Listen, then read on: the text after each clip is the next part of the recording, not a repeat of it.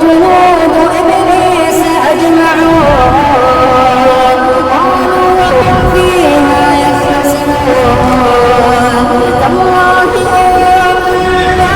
في ضلال مبين সালামুন আলাইকুম রব্বি আউযু বিকা মিন হামাযাতিশ শায়াতিনি ওয়া আউযু বিকা রব্বি আইয়াহদুরুন বিসমিল্লাহির রহমানির রহিম। আশা করি আল্লাহর অশেষ রহমতে আপনারা সবাই ভালো আছেন। আপনাদের দোয়ায় এবং আল্লাহর রহমতে আমিও আলহামদুলিল্লাহ ভালো আছি। আমি নাসিম, আর আপনারা দেখছেন গুপ্ত সাধনার পথ।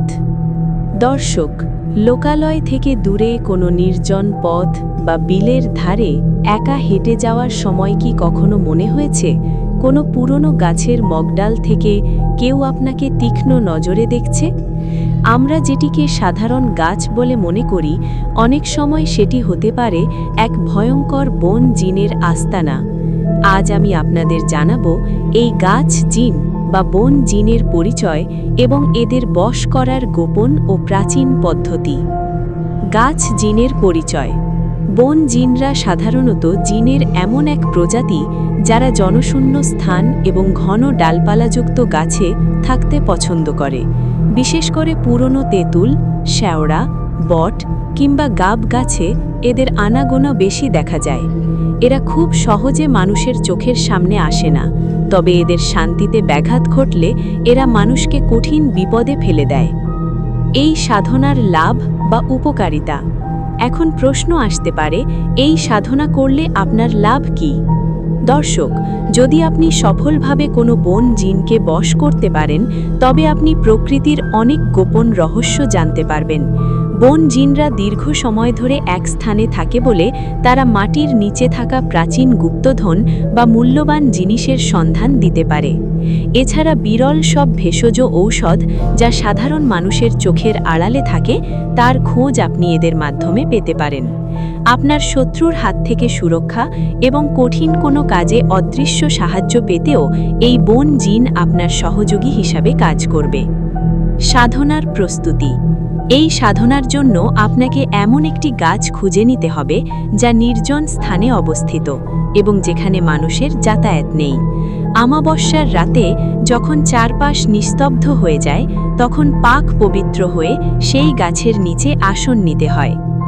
বশীকরণের সেই আদিম মন্ত্র। গাছ জিনকে বশ করতে এবং তাকে কথা বলতে বাধ্য করতে হলে এই মন্ত্রটি এক নাগারে পাঠ করতে হয়। আপনারা স্ক্রিনে মন্ত্রটি দেখতে পাচ্ছেন। গাছ পাথর সাক্ষী রেখে গাছবাসীরে ডাকি, বনের রাজা হাজির হবা, নাই তোমারে বাকি। আধার রাইতে ডাল নড়ে, পাতা নড়ে জোরে, আমার ডরাই নামিয়া আয়, এই কবজের ফেরে। বাক্য যদি লড়ে চড়ে, তোর মগডাল আজ পুড়ে। সাধনার বিশেষ নিয়ম। মন্ত্র পাঠ করার সময় চারপাশ থেকে অদ্ভুত সব আওয়াজ আসতে পারে। মনে হতে পারে কেউ গাছের ওপর থেকে আপনার দিকে পাথর ছুঁড়ছে বা মটমট শব্দে ডাল ভাঙছে। কিন্তু মনে রাখবেন, কোনো অবস্থাতেই নিজের সুরক্ষা বলয় বা আসন ছেড়ে ওঠা যাবে না। যদি আপনি সাহস ধরে রাখতে পারেন, তবে এক সময় বন জিন আপনার সামনে তার উপস্থিতি জানান দেবে। তখন অত্যন্ত সতর্কতার সাথে তাকে নিজের কবলে এনে অঙ্গীকার করিয়ে নিতে হবে। সতর্কবাণী। দর্শক, এই আমলটি অত্যন্ত ঝুঁকিপূর্ণ। পূর্ণ সাহস এবং আধ্যাত্মিক শক্তি ছাড়া এটি করার চেষ্টা করা মানেই মৃত্যুকে আহ্বান জানানো। তাই শুধুমাত্র অভিজ্ঞতা থাকলেই এ পথে পা বাড়াবেন।